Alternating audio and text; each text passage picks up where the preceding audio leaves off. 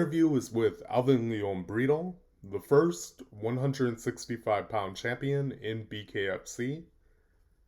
I definitely think with this interview, you'll have a better understanding of his career, what he comes from.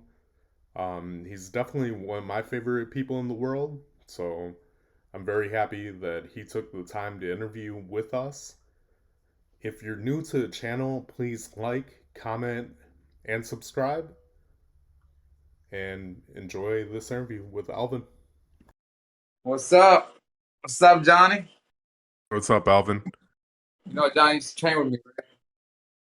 Yeah, He was a wee lad. yeah, it was a long time ago. Yeah, I feel old and shit. You guys make me feel old. All right, And bro. All right. how many years ago was that, Alvin? It's Like 12 fucking years? like 12 years, dog. Man, that's crazy. Long time. I'm getting old. It's all right, though. I actually don't mind it. A lot of people are like, oh my God, I'm getting old, but I don't mind it. It's cool. I enjoy it.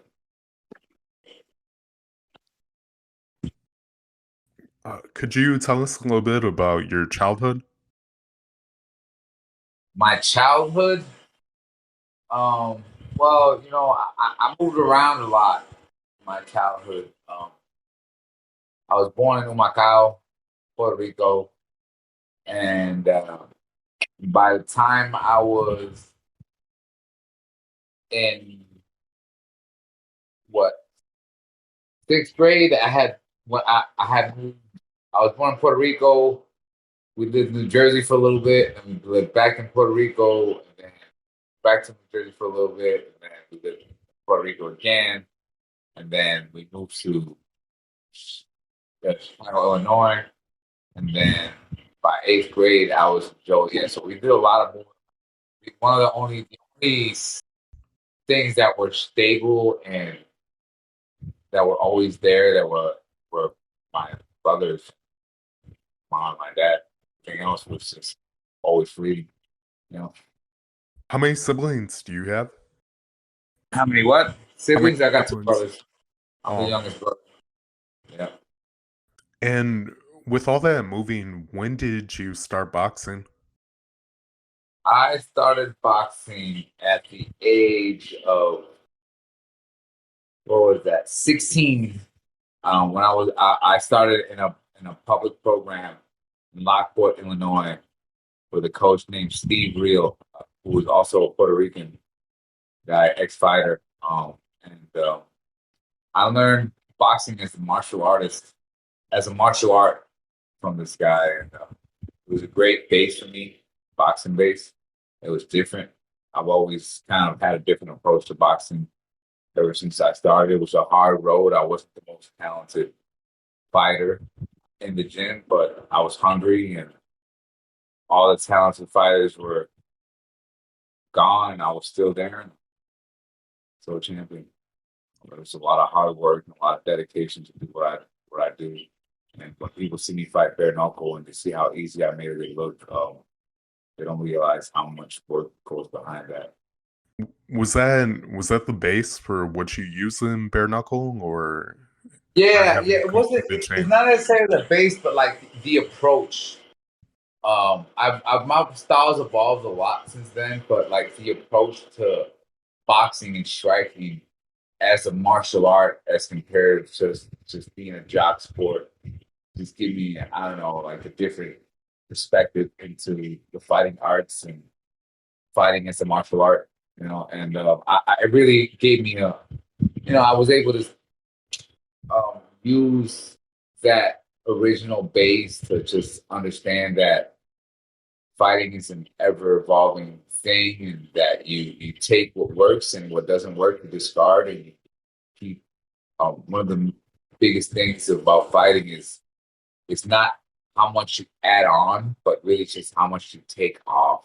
Just leave everything to its rawest and just as purest form. So a lot of martial arts is simplifying. Sorry, Elvin. So Puerto Rico is one of the meccas of like boxing in the world.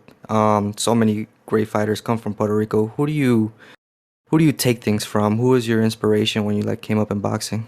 Well, in my era, Tito Trinidad was, that was Puerto Rico's fighter who was champion, knockout artist. So he was one of the fighters that I watched coming up as an amateur in my amateur career, and how he represented our people with his humility and his love for the sport, his love for the community, and stuff like that. And I don't really have any heroes, but he was definitely an aspiration for me.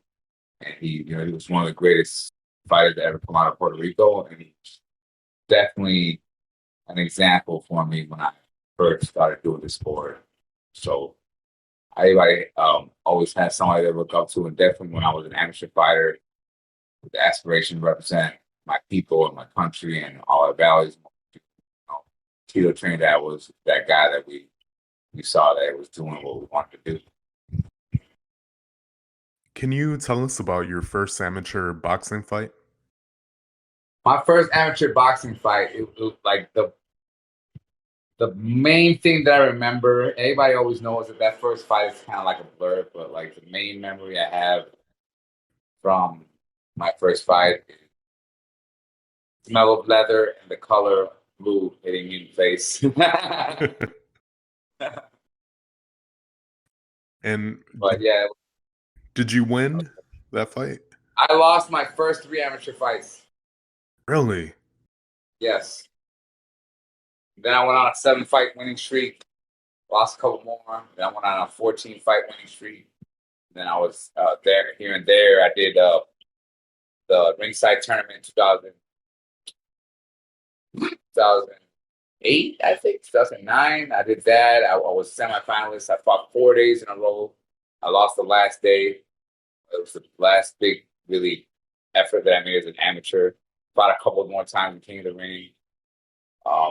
And I ended up having a pretty good record as an amateur. But yeah, I started with adversity, losing. I was lucky that even though I lost, I lost my first 3 fights. My coaches, they always saw something in me. They're like, Elvin, you could do this. When I lost, and as a kid, you get all these aspirations and all these things you want to do, and you come up short, and you try again, and you come up short again, and you try, and you just keep coming up short, and it's really easy to get disillusioned. But my coaches always saw something in me. They're like, Elvin, you got what it takes to be a champion. You have to cultivate it. You have to believe in yourself. And I think that's really one of the biggest things in fighting is a self-belief. It wasn't until I was able to just kind of accept how good I was, how that I had the potential I have as a fighter, and accept that I am a champion is how I'm able to become a champion. And so, yeah, it's been really, really interesting story for me in martial artists. It was a lot of self-discovery, a lot of me learning a lot of things about myself, bad things and good things, and overcoming them. And it's really been a very exciting, fulfilling journey. And I feel like I've grown as a person, and fighting has just kind of transcended into my life and become who I am. What made you transition into MMA? It was just an opportunity that presented itself at the right time. I never wanted to do MMA. Me coming from a boxing background, it was kind of barbaric, to like hit somebody, they go down, and you hit them again, and while they're on the ground, coming from a boxer, that was like, you don't do that. That goes down, and so it was kind of a mental barrier. It was offered as a challenge for me the first time I fought. The first guy I fought in mixed martial arts was 7-0. I lost to a rear naked choke. I didn't know anything I was doing. I didn't feel it. And I didn't think I was going to like it. It took more as a challenge. Once I did my first fight, even though I lost, I was like, yo, that was easy. Like, I can do this. So that's how I started my MMA journey as an amateur MMA fighter. Eventually, I became pro. That eventually led me to my Knuckle career. And what was the first gym that you were training at for MMA? For mixed martial arts, it was Fight Club in Sherwood. It was the same place where I met you guys. That's RD Tondini and and Chris and all the same guys at Master Mark. And we started at a local martial arts gym with just a lot of aspirations, a lot of dreams, a lot of drive, get everything we had. Us from back then. We used to be at the gym. We'd be there from 9 to 12 almost every day, and we just invested our time into the martial arts. And this kind of became a thing. But the first gym was the Fight Club in Sherwood, place you're probably familiar with. Yeah, definitely. And what did you first think of jiu-jitsu once you started training with RD? I mean, it was hard. I was so tired, and the cardio was different, and the conditioning, and I literally like the transition from fighting on the ground to standing back up again. It was dizzying. It was really tough, and it was a really really hard transition for me at first.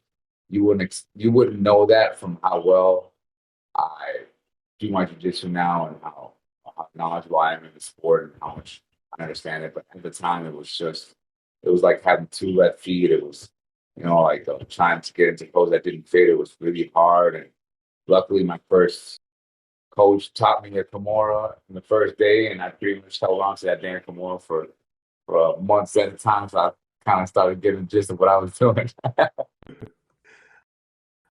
And can you explain your jiu-jitsu game for the people that haven't seen you compete in jiu-jitsu or rolled with you?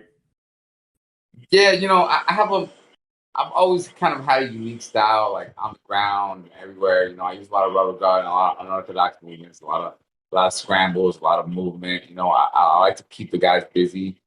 And it's pretty much very similar to my stand-up style. I keep try to keep the fight active, try not to be static. I used to use a lot of my ground game, a lot of my guard. Um, Once I started doing Della Riva and Porta, I started using a lot of half guard, a lot of dogfight and getting up, back up. But really, my jiu-jitsu style, it was just an unorthodox submission centric style where I'm constantly looking for transitions to go into submissions, and it was a fun style. People like the way I fight. I've always been an entertaining fighter. Give me some fairly good success in mixed martial arts. Do you remember the video that you put out with Joe doing the meat rack? Oh yeah, man, that's old. Yeah, we used to always be in the lab coming up with stuff, and we'd be rolling with guys, and we'd come up with moves that we'd never seen before, and um, stuff that worked, and we didn't know what it was. We came up with moves like the meat rack, and we were able to use it in actual competition, and it was really fun. We used that. Now they call it the frame. It's a rubber guard position, and they use all the different transition points and everything. But we were doing the rack before it was the stack, before any of the rubber guys were doing it. We had the video for evidence to prove it. Yeah, I remember Submissions 101 was the other channel that posted the meat rack, but they did it a Yeah, few months after you. But I remember yeah. You're like, yo, guys that's say, our move. eh. Yeah, we were. I will definitely be willing to say that what they call the frame now. We used to call it meat rack, and we were the first people I've ever seen try to systemize it or to use it in competition. Now it's like I said, now it's part of the rubber guard system, but that was kind of our little thing that we came up with. But in jujitsu, there's really no original moves. Like one thing you learn about jujitsu, all the moves, you're really rediscovering old moves. You're rediscovering the go-go potty. You're rediscovering all this weird transition. Somebody did them at some point. They were forgotten. At some point, maybe somebody thought it wasn't efficient. It didn't work. And then somebody had the balls and the gall to bring it back. And it's just how martial arts is. And it's an art of innovation. Who's willing to take the risk to do something that no one's ever been done before. So in one of your amateur fights, Ashley's yelling for you to do a variation of the armbar. I I don't think I can Yeah. say that word anymore, but can you explain what she was trying to tell you to do? Oh yeah, that was I said that was the armbar from the what they call the frame now. We used to call the meat rack, but it was just an armbar from the frame. You have the rubber guard position, what pretty much from what would be New York rubber guard, Okay. and then you transition where the armpit next to your insole, you trap the armpit insole, and then you go for the arm bar. As we used to call it the tar bar. Probably not very PC now, but Yeah, it's something that updated for sure. we yeah, it was fun. Like I said, we always try to stay ahead of the curve. Always try to come up with something different because even when we were low level, mid level guys, we understood that at the highest level, everybody knows how to jab. Everybody knows how to throw right hand. Everybody knows how to throw. Everybody knows. It's it's the little things. It's the things that nobody else does. Is what makes a difference at the highest level. So we were always trying to come up with some sort of innovative thing that nobody else had. So that's always been our thing. We still do that even in bare knuckle. I always try to have an edge over everyone. It's a brand new sport, and I always want to be the guy that's 2 or 3 steps ahead of everyone else when it comes to methodology and the right. And what influence did 10th Planet of JiuJitsu have on your game? Well, I didn't know who Eddie Bravo was or Joe Rogan when I started doing mixed martial arts. I started doing mixed martial arts. It was pretty much like a challenge for me. From one of my training partners, Artie Tonga, he thought that I would be great at it. My first coach, who's still my coach, my first coach in Puerto Rico, is still my coach now, Cesar Gonzalez. He always told me as a amateur boxer, he's like, "Hey man, there's this new thing, it's mixed martial arts, really good, it's different, and I think that you'd be great at it." So it's always something that we were finding. It was always something that was in the books, just something that I was needing to walk through, and I ended up having a fairly good career in mixed martial arts, and it was a lot of fun, and it led to my bare knuckle. So it was a great transition, and it really felt like my whole career kind of just been everything had been building up to bare knuckle. Once I did my first bare knuckle fight, I think a lot of the people that had been following me for a long time that understood my style and understood the kind of person I was, they kind of saw that I definitely found a new home, a place where I could fit in, and I could really showcase my skills and my timing and my, and my style that's unique to me and how well it works for bare knuckle. And then one more thing that I had about jujitsu. I kind of have a bone to pick with you, right? Um, so one day when we're getting done with a private lesson in jujitsu, you told me if you ever catch anyone in Uma Plata, I'll give you your black belt. I've caught at least 50 people at a minimum with the What the Uma fuck is my Plata, and black? I still haven't received it. He's like, what the fuck is my black?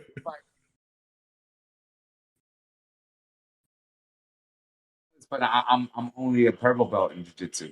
No, So I understand, but it was the MMA belt, right? RD yeah, we signed gotta off give you on the it, and but then one other person signed off on it. I need my black belt in MMA so I I can want hang my it up. damn black belt. I did what I was supposed to do. We praise you on that one. Huh? Hey, we give you aspirations. You put all the fathers on people because of us. You better thank us. We made you reach for that. Exactly. And then just talking about that, do you remember when they gave you the black belt in MMA? Yes, I remember they gave me that black belt What in what was Fight Club. It was, I appreciated the gesture. I understood that, in the end, the black belt was meaningless.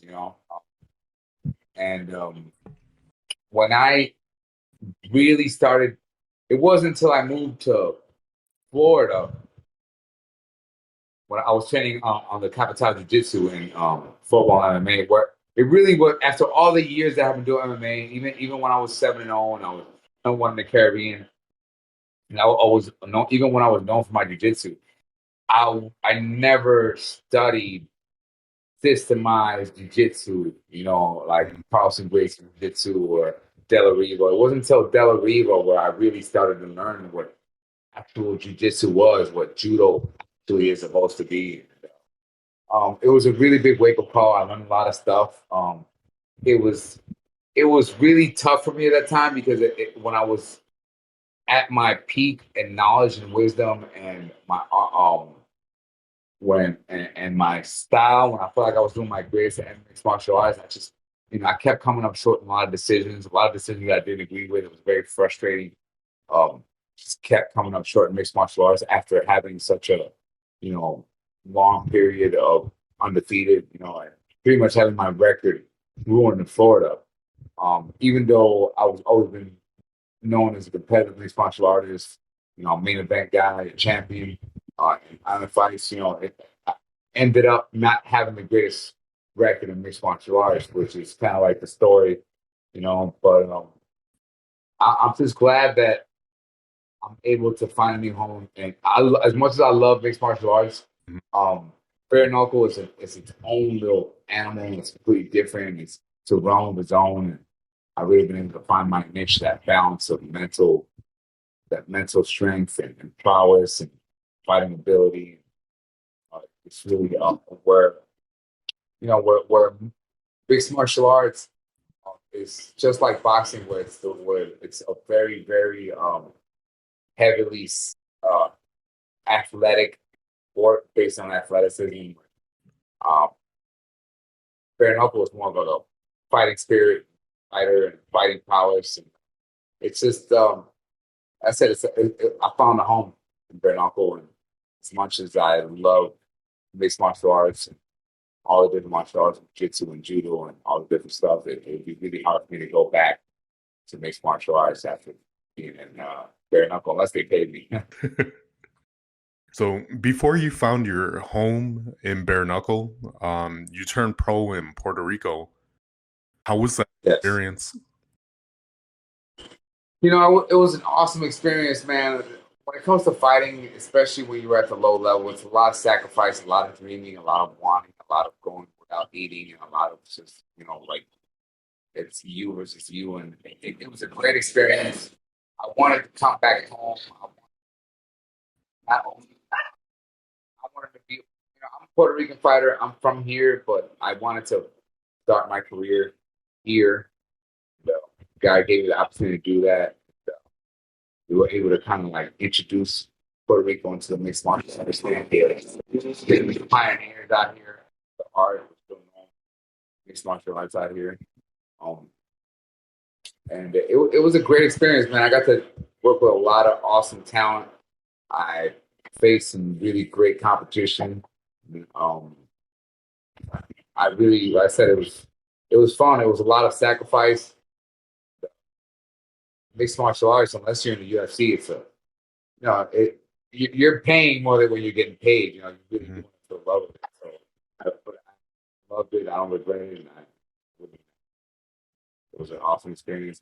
I got to fight in Puerto Rico against fighters that are coming from other countries, and we got to defend our place here and show that mixed martial arts, Puerto Rican mixed martial arts can compete against American martial arts and winning. And so it was a great experience for me. I fought in the Ponce Hilton. I fought in Coliseum in Puerto Rico. Fought in San Juan. I fought in it was great. I really it was part of who I am, and I wouldn't change it for a thing. I love mixed martial arts. Alvin, so coming from Mexico, I know that all the old heads tell me that they don't really like mixed martial arts. They're more of the old school boxing type of people. What is it Yeah. like in Puerto Rico? Is that the case? The old heads don't really like mixed martial arts, or do you see the Yeah, well, growing community? see, mixed martial arts, it could be boring to a person who's used to the striking arts. I know me, even me who appreciates the grappling, after doing bare knuckle for 4 years, you go back to MMA, and the grappling is like a lull in the action. It's not even action anymore. It's like a lull. Like they're striking and then they stop, start holding each other. So, and that's for somebody that actually understands the sport, understands the intricacies of grappling.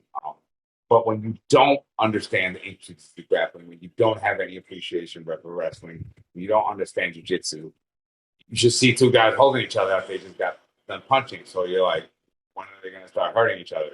So it's hard. Um, it's even though it has taken, has become more popular uh, in Puerto Rico over time, and it's probably more popular than ever. And it's kind of grown back up, but it's still that barrier there where like you put a Puerto Rican, most Hispanic people, most Puerto Ricans, you put a mixed martial arts fight, bare knuckle fight, they're gonna look at the bare knuckle fight because that's a universal language. Anybody can understand that. But mixed martial arts, once the guys start grappling, you have to know what you're looking at. If not, you're just seeing two guys struggling with each other. So I think that's the biggest thing. It's always been like that. Like the biggest thing towards mixed martial arts, the appreciation of mixed martial arts, it's just ignorance. You don't know what you're looking at. But even when you don't know, you know what you're looking at. As far as action, it's really hard to, I love mixed martial arts. It's more complicated. It's hard to sport, but it's hard to make mixed martial arts more thrilling than bare knuckle. Bare knuckle is the rawest sport. You see on the edge the whole time. So when you were like 3-0, you had the opportunity to fight for a championship belt in kickboxing in New York. That's one of the Yes. fights that I never could find on YouTube. I ended up fighting somebody from New York for a kickboxing belt in the Ponce Hilton in Puerto Rico. Oh, okay. Yeah. How did that fight go? His name was Jet Molina. He was of Puerto Rican descent. I don't remember his first name. Something Jet Molina. But he was like a 31-0, 31-2, kickboxing. It was my first kickboxing match. They put up their belt thinking that it was going to be a done deal and I wouldn't be able to compete with them, and they ended up having me go home sad. Puerto Rico got a new kickboxing belt.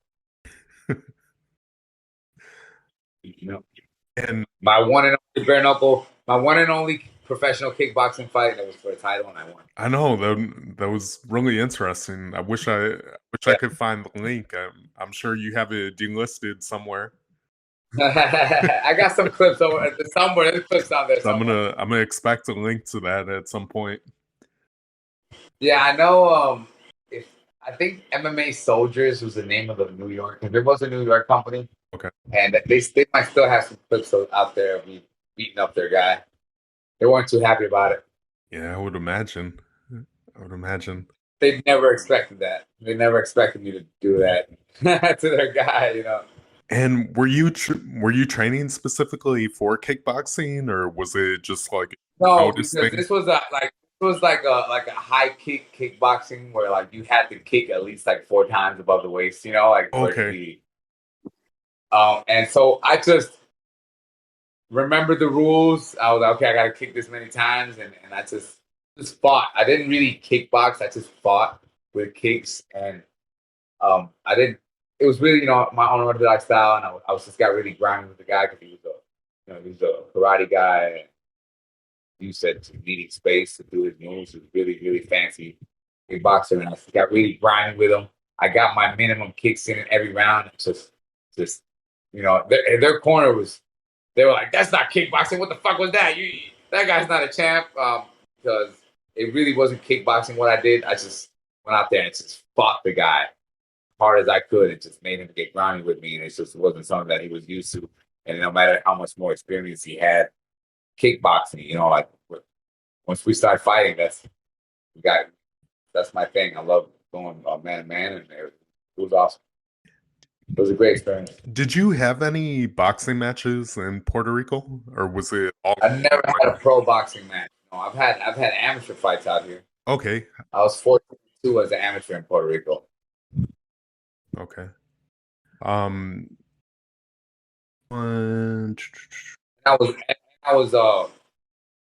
was regional champion too. Really?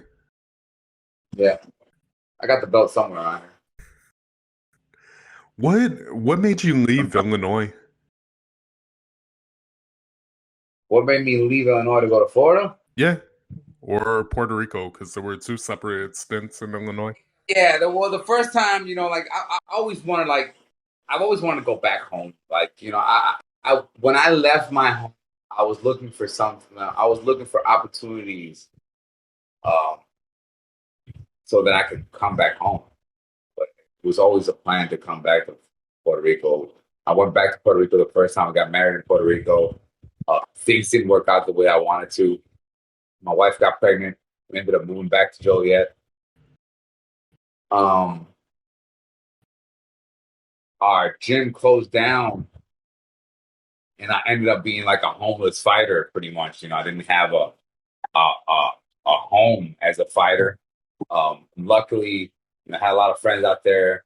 MMA, MMA stop. what's the guy? Yeah, they took me in.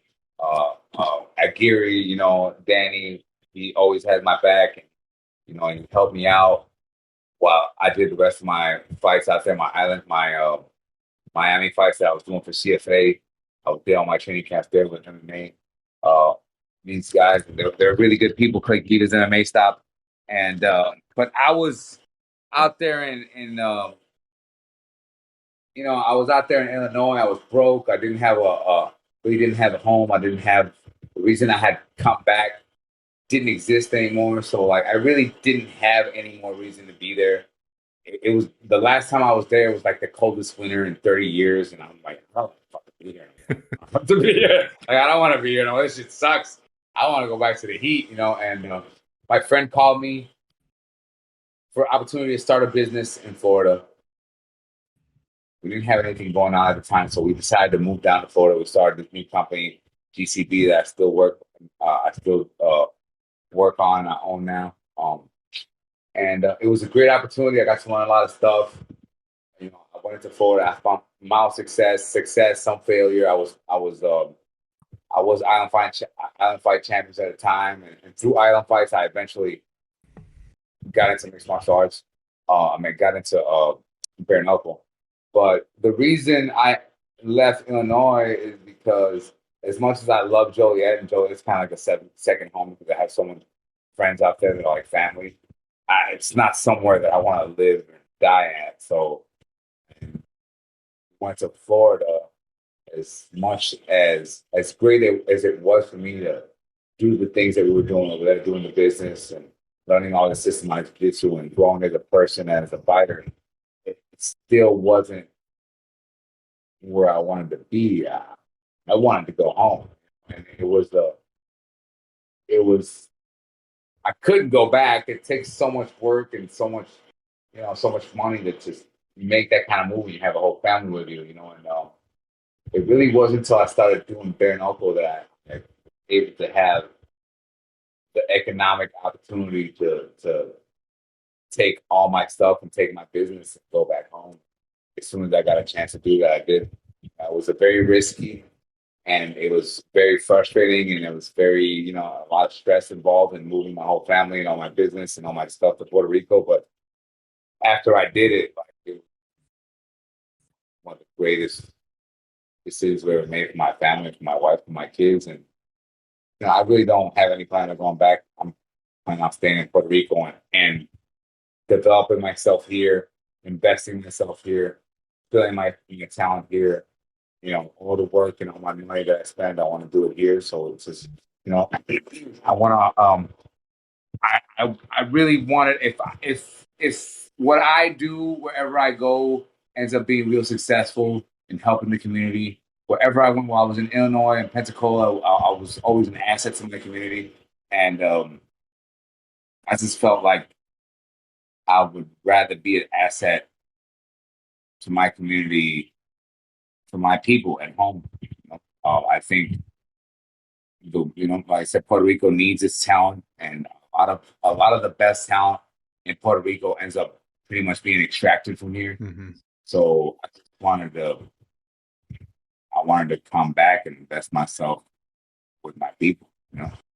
Can you tell us more about your business? Yeah, it's called GC Battery. You can check us out. We do battery refurbish, replacement, and rebuilds for power tools. Any DeWalls, Makitas, Snap-ons, Ryobis, any striker, any brand that you could think of. We do NiCad, nickel metal hydrate replacements, and it's pretty much a niche business. Most of the companies have moved on to lithium, but there's still people who have whole shops, whole setups with NiCad batteries, nickel metal hydrate batteries, and it would take thousands of dollars to redo their whole shop. They can't get batteries from the original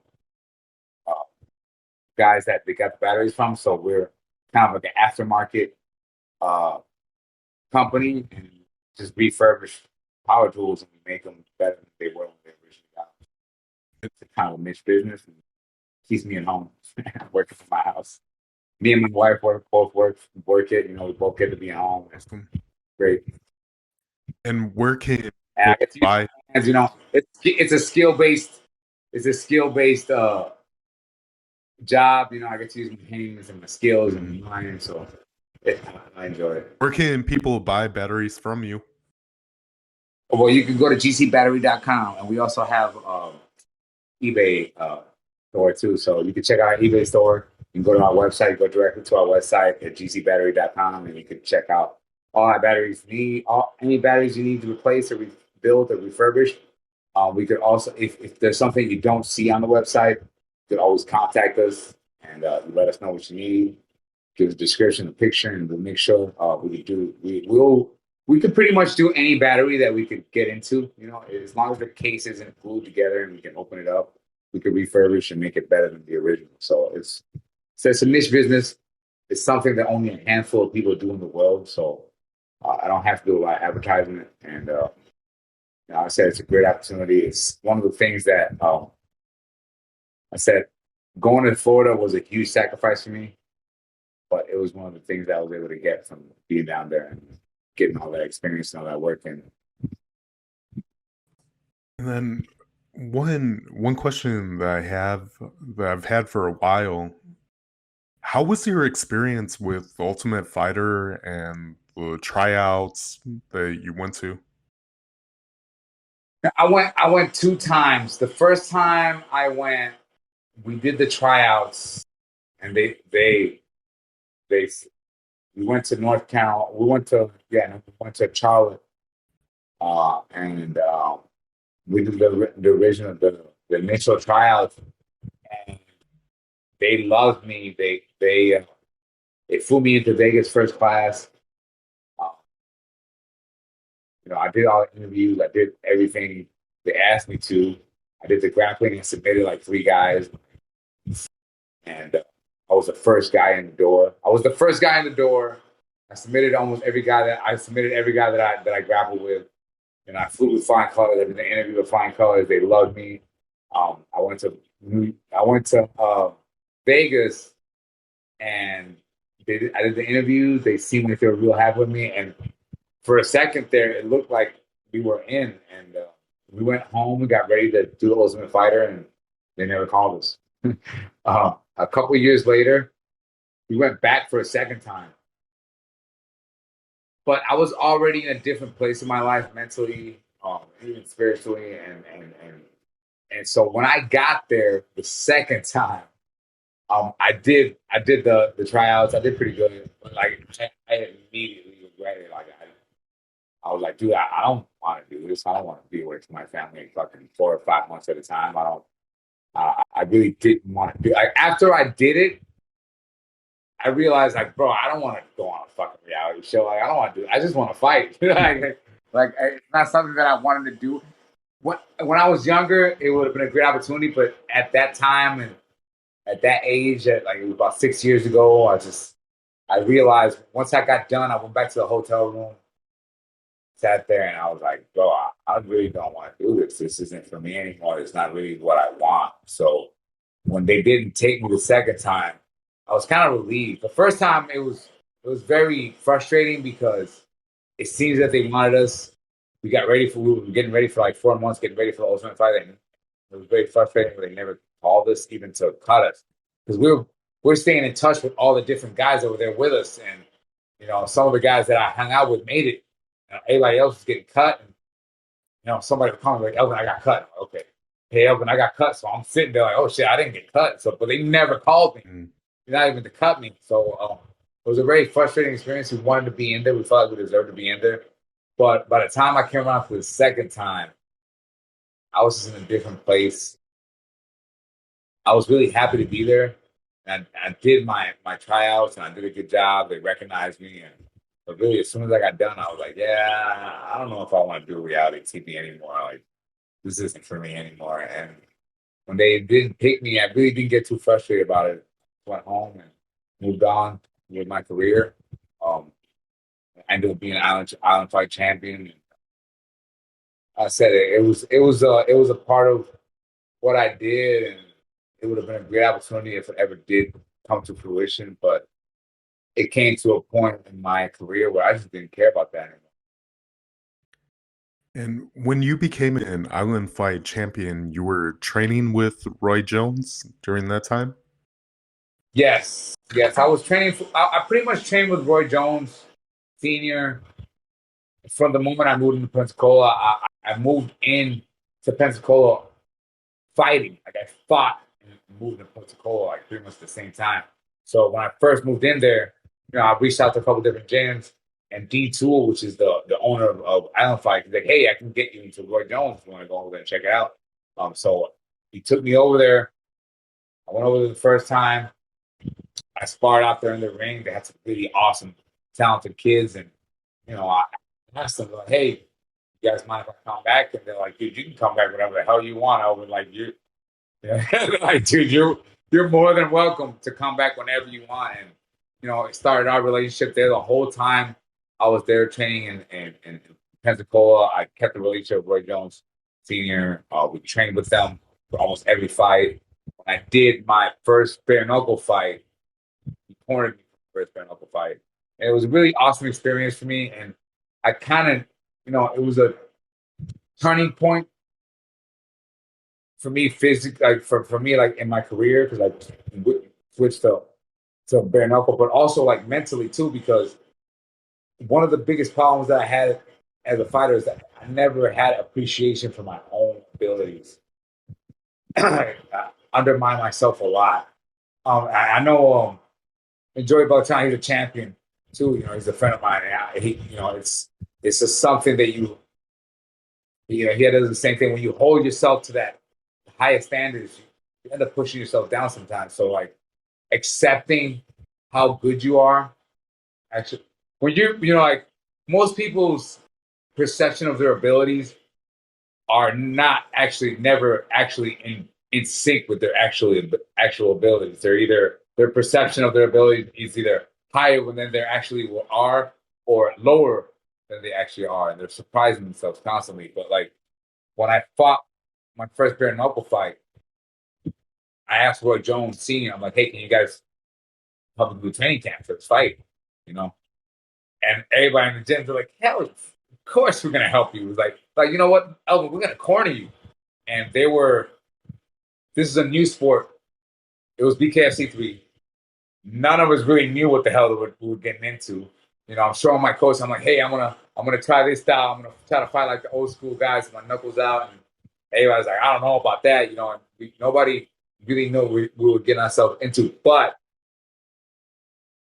one thing that I had coming into that first fight was my coach's this unflinching belief in my skills.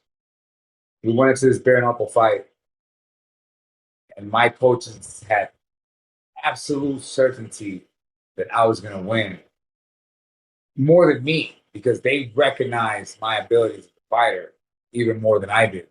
Roy Jones Senior was there. When I knocked out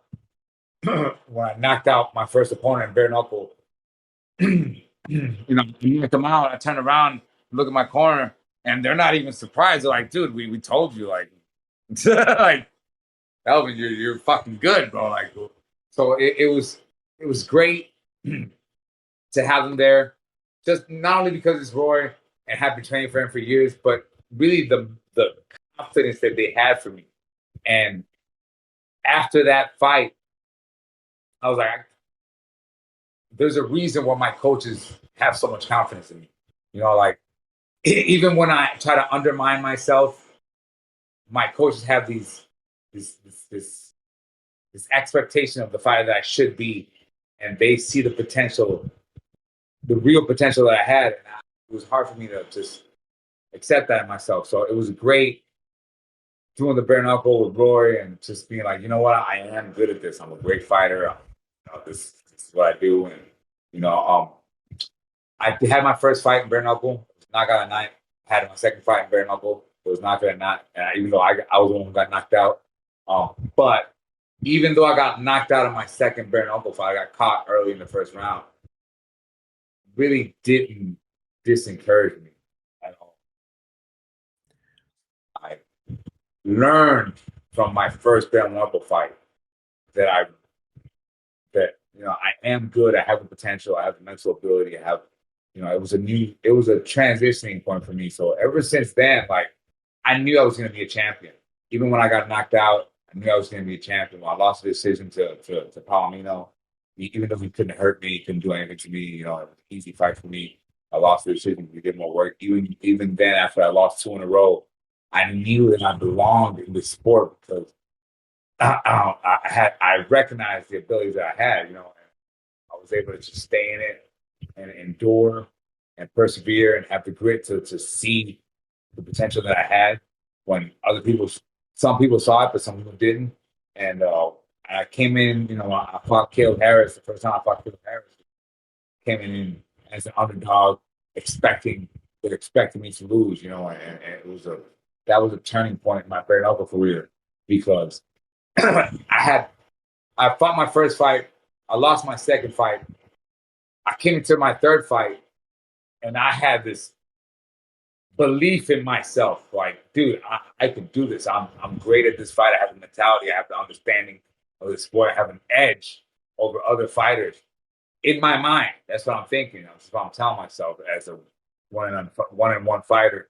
But a lot of people hear me saying it, but they, it's hard to believe it when you show it. But that was like the first fight when we started showing, hey, we do things a little bit different. We have I won 4 in a row, really 5 in a row. My last fight, it was really one of the first fights I had where I beat the shit out of the other guy for 5 rounds and have him get his hand raised at the end of the fight.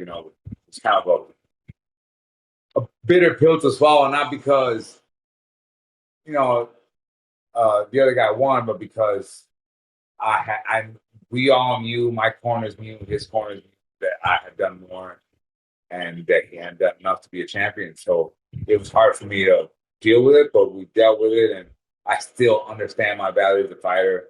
The fighting community in bare knuckle understands my value as a fighter. We really are the most successful bare knuckle training camp right now. We've had 3 champions training with us, 2 on their way, now 3 on their way to be a champion, counting Britain. So once Britain wins their fight tomorrow, we're gonna be the training camp that's had the most bare knuckle champions training under them. We have, and it's not just to be like, hey, we have all these guys, but like not just the fun, but the reason so many people want to train with us, so many people come to train with us, is because we actually have an idea of what we're doing and show it every time we fight. Now, and you answered like all the questions I had written down. So basically, online, I didn't see anyone saying the Palomino won. Right? It was obvious that you won. Yeah, that was a weird one, man. Like, I've got a lot of bad calls. I swear the cards were backwards because the cards did make sense. The numbers made sense. Like, that makes sense. Okay, four rounds to 1, 3 rounds to 2. Okay, that makes sense. Like, unanimous decision, win, made sense. So when they said 4-1, 3-2. I'm like, fuck, you got your ass whooped, homie. So I'm like, here you go. So it was really weird, and then really like going back and watching the fight, it's hard to find 2 rounds to get the Palomino, let alone I 3. mean, And that's honestly speaking. Lorenzo And so he basically described it the best way when they said, there may be a possible 6th round. He's like, it's 5 rounds to 0. How is there going to be a 6th round? we're like, what are you talking about? Like, there's no. What are you talking about? What do you mean 5? He just got his ass whooped. Like, Elvin don't even look like I fought. Like, he looked like he just got done fighting a bitch. I look like I just got done fucking a bitch. You know what I'm saying? Like, you could tell, like, you could tell who won, like, just from looking at it. And the amount of ring control that I had in my last fight, like, I was in control of the fight for like 95% of the time. Like, I was constantly in control. There's not too many fighters out there, if any, that could fight the way that I fight and make it look so easy, so relaxed, and so fun. It's the most dangerous combat sport there is out there. And, I made it look fun, and I made a guy like Palomino, who's supposed to be this great Brito fighter, look like a joke, and it was very, it sucked having him get my belt, even, without earning it, but it's the nature of the game. It's not, we were actually talking about this morning. It's like I said, it's something that we expected. But everything's going to come back around at some point. I'm not going anywhere. So at some point, the consequences of that decision are going to eventually have to be felt, because eventually he's going to have to defend that belt. And most likely it's going to be against me again, because I'm not going to. So do you think that's your next fight with Palomino, or Oh, you hell win no. one more? They're not going to have that. They would never have that. They're hoping I fucking fade away somewhere. Yeah, but it looks like my next fight. It's not official, but it looks like my next fight is going to be Joe Elmore. We're both coming off of losses right now. Joe Elmore is desperately trying to stay at the top of the pyramid. There's not too many of us up here. Yeah. It's me, Tierney, Palomino holding his fake belt. It's ridiculous. That's about it. So, like, he just lost his belt. He just lost his fight. He's 2-2, 2-2 now, and he wants to stay relevant. Wants to stay at the top of the game, and if he wants to stay at the top of the pyramid, he has to stay. He has to fight the guys that are at the top. And right now, he's just lost to Tierney. Palomino won't want to defend his belt right now. He's running back to 155. So, if he wants to fight the guys at the top, there's only me. I'm the only guy left, and I need somebody to fight. So, I need somebody to push off of. Need somebody to fight, so it looks like it's going to be me and him next. If not, I mean, I wouldn't be surprised if BKFC throws a curveball. You never know with them, but I'm no longer the champion.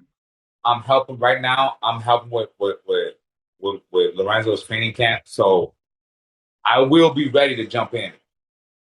I have that luxury now that I didn't have the champion. I could jump in last minute to any fight, so I will be available all the way through the end of the year for any last minute replacements, and I will make sure that I'll be there ready for if they need me. If not, I'll wait my time and do time, and I should be fighting at least one more time before the year's over. Elvin, I watched the second fight with Palomino probably like 10 times. How many times did he actually land a punch on you? Not too many, man. He missed a lot. Like when I woke up the next day, like the back of my left shoulder hurt. Like, because that's really pretty much all he was hitting was punching me in my shoulder. Like, he really didn't. He couldn't land really anything significant on my face, and when he did, he just didn't have enough up. So like, he could never really land any significant shots. And when he did land, he just didn't have enough up. Palomito's not really a power puncher. At 165, there's not really much substance to his power, So I didn't really feel him hit me too much. And when I woke up the next day, I didn't feel anything. Like I said, I said we traded shots. We obviously hit each other, but I didn't feel he didn't really land in too many. It's hard to hit me in the face, solid shots when I get punched back. He didn't really land any significant. The most significant punch Palomino landed was a cheap shot when I went down. So like that's the most significant. That's the only significant punch he landed in the whole fight. The only memorable punch. Everything else was just either little taps coming in or jab.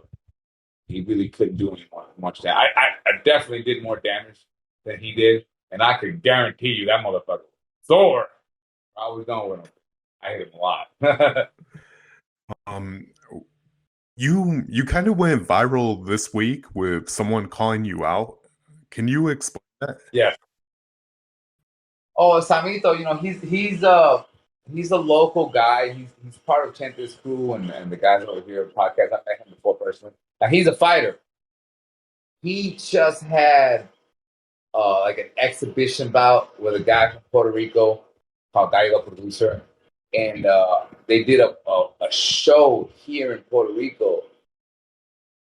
It was, I think it was pretty much, it was the first Puerto Rican boxing show done by Puerto Ricans in a long time.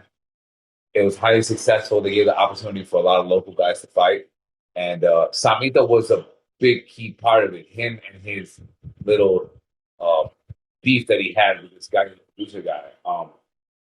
He is a fighter. He's not. Never a good idea to debut against Elvin.is in bare knuckle. It's never a good idea. It doesn't matter. You could be a world champion like Julio Garcia, or you could be a scrub like Samito. But it doesn't matter. Like you fight me on your first day, it's gonna suck. So it's an interesting call out because I would fight Samito, but it has to be in Puerto Rico. It has to be here. It has to be a Puerto Rican show for my people because I will sell out for the opportunity to fight to bring bare knuckle to Puerto Rico. Not sell my soul or anything, but I will make deals. I'll fight against guys like Samito if the opportunity is presented for us to bring bare knuckles to a new audience in Puerto Rico who is just loves striking, loves fighting, and there hasn't really been anybody in Puerto Rico who I've shown bare knuckle to that didn't immediately fall in love with it. So I think it's an untapped market. It's an audience that needs to be brought. Like the bare knuckle needs to be brought to their attention, front and center. And if Samito gives me opportunity to do that, I'd be more than happy to beat his ass for it. Did the guy from the bare knuckle sanctioning body actually send the paperwork to Puerto Rico? Because I know you guys. Oh yeah. No, we're good. They'll let us do a bare knuckle show. They'll let us. So we're hoping we can make something happen. That I would love to do at least some tryouts in Puerto Rico, some BKFC tryouts to get the people going. Maybe a local show to get the blood flowing. But I know bare knuckle is gonna be a big hit in Puerto Rico because Puerto Ricans love badasses. There's nothing more badass than bare knuckle. Yeah, and that seems like that would be right up Triller's alley to bring a mega show to Puerto Rico. Yeah. So hopefully that comes. I really hope we can make that happen one time. I would love to fight Palomino at home or any rematch at home. So I know that after I fight my next fight, after I win my next fight, the opportunity for me to come reclaim my belt will be there. So I'm not really stressing out about it. I meet adversity with a smile on my face, and I really didn't stress out, as much as my training partners and my coaches did for this fight because, I was prepared. I was prepared for the worst, for the best, and I wasn't surprised by something like that happening in Miami. But it's not stopping me from wanting to fight. It's not stopping me from being hungry, and I'm not going anywhere. The contract that I have now, I have 3 fights left in my contract. I plan on doing all 3 of them, and I plan on doing more. So there's not going to be too much running away. There's not going to be too much excuses because I'm not going anywhere. And as long as I keep fighting, I'm going to get what's mine. It's just one fight at a time. So, something we like to ask all the people that come onto the podcast, do you have any street fight stories? Street fight stories, and I never really fought in the street too many times. I had a couple of funny street fights. You already heard about the sword story. But I had a fight one time. One time I fought my neighbor. He stole some money from me and my brothers. And he was grown. I was probably like 16. And he was a grown ass man. He was like, what? You know, came to my house and he asked about my brothers and he had asked something. And I was like, bro, like, you stole our money. You gotta pay us, you know. And I pretty much made him fight me in the middle of the street. And you know, it was pretty much the last street fight I ever had, really, because I don't really. And we literally fought all the way up and down the street. And I'm fighting this grown ass man, and we just fighting up and down the street. And you know, I was really messed up after the fight. But the guy he was like laid out in bed for like weeks, you know. So it was a crazy fight. It was the last street fight I ever had. Really, I'm not much of a street fighter. I'm a really calm guy. I try to, I don't avoid competition, but I don't seek it. You know, I mean, if it finds me, then oh well, bad idea. But it's not something that I seek. So I had too many brain knuckles. So last time I fought, I was like, I was still in high school. And then, so I know you're big into conspiracies. I just wanted to hear some of your thoughts on a few things. What do you think about Antarctica? Antarctica? Yep. The edge of the world. And what about flat Earth? Edge of the known world. What do you think of flat Earth? There's some truth in it. The world's definitely not what they tell us it is. And Tartaria? There's definitely some truth in it. The history is not what they tell us it is. And then I know you saw the pictures of Jupiter. What do you think of those? Oh yeah. I mean, it's great CGI, but you would expect a company that gets $56 million a day to give you a little bit better CGI. It's a shame that a company that gets $56 million a day still gets outdone by Hollywood. All right, Alvin, thank you for your time, and I really want to tell you how much I appreciate you for introducing me to martial arts, and you definitely changed my life. And thank you for taking the time to talk to us today. Hey, thanks, Danny. I appreciate you, man. And one of my favorite things about mixed martial arts and fighting and really any type of fighting sport is the people, the fighters, the workers, the students. All the people that we get to interact with, and you're a part of that. And I appreciate you too, and you guys make a difference for me because we have to do our part. So I appreciate my place and the things that I could offer, everything that everybody else has to offer, and life that we have. So I appreciate you too, brother. All right, thank you, Alvin. Thanks, Elvin. Can't wait to see you back in the ring. I'll be there soon. Don't worry. We're gonna have some fun next time, like always. All right.